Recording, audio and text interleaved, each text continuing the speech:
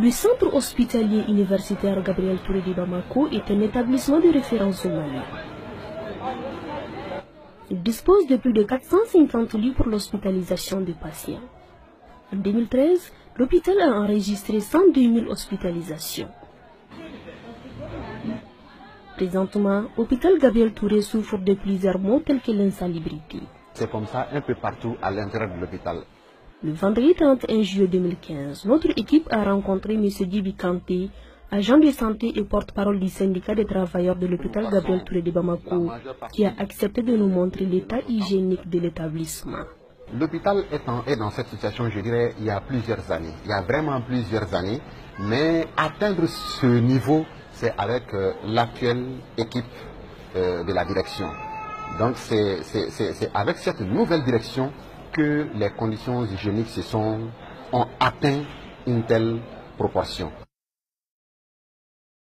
Maintenant, je vous invite également à jeter un coup d'œil sur nos poubelles, et ce que vous allez constater ici est tout simplement dégoûtant. C'est vraiment dégoûtant, et c'est dans ça que nous travaillons, c'est dans ça que nous vivons, c'est dans ça que nos familles viennent.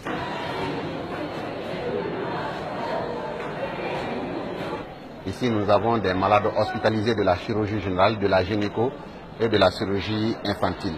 Vous voyez comme en bas, vous voyez les poubelles, vous voyez des accompagnants de malades qui sont obligés de nettoyer eux-mêmes souvent les déchets ou des saletés qu'on peut retrouver un peu partout à l'intérieur de l'hôpital.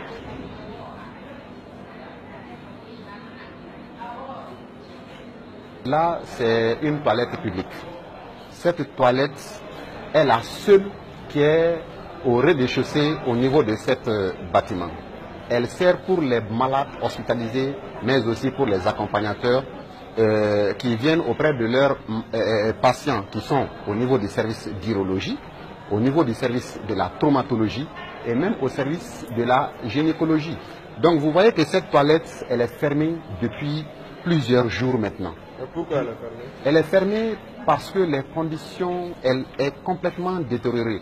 Je vais l'ouvrir pour que vous compreniez pourquoi on l'a fermée. C'est bon.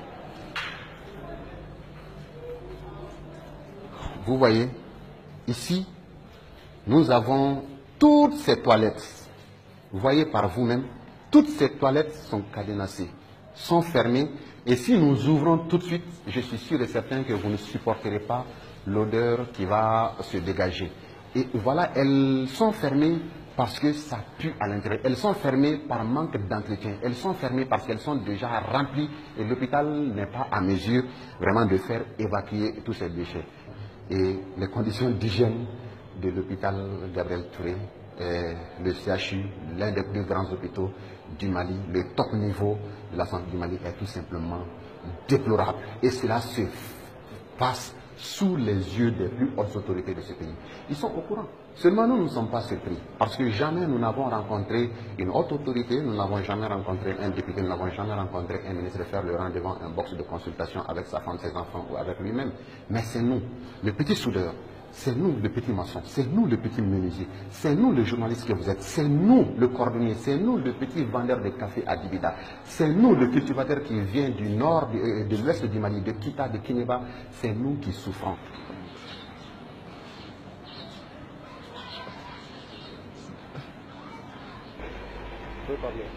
Donc là, nous sommes à la pédiatrie du CHU Gabriel Touré. Comme je vous l'ai dit, je vous montrerai juste une partie. Je ne vous montrerai pas toutes les parties. Toutes les parties parce que c'est des enfants qui ont besoin d'être protégés. Je ne voudrais pas montrer leur visage ni leurs conditions d'hospitalisation qui sont tout simplement déplorables. Ce service que vous voyez, vous verrez des lits où des enfants sont couchés à 3, voire 4 dans un même lit. Dans ce service qui est la pédiatrie, vous verrez des enfants couchés sur des pagnes de leur maman, sur des foulards qu'on amène de la maison, sur des draps, n'importe comment. Dans ce service, vous verrez des enfants couchés à même le sol, faute de place. Dans ce service, vous verrez, faute de potence, ce qu'on appelle les pieds de surhomme, vous verrez des parents tenir des surhommes à main pendant que leurs enfants sont en train de recevoir des soins, tellement le manque de matériel est criard. Faites attention, vous venez d'apercevoir tout de suite des ordures qui tombent comme par enchantement du ciel.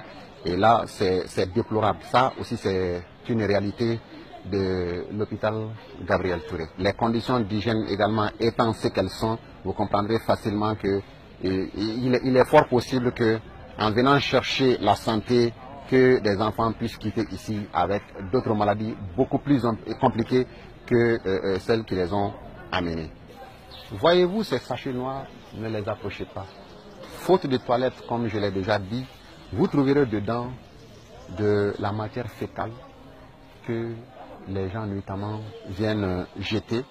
Et la toilette, cette toilette également est là pour les enfants hospitalisés, mais aussi pour leurs parents qui les accompagnent. Et ils n'ont pas de choix.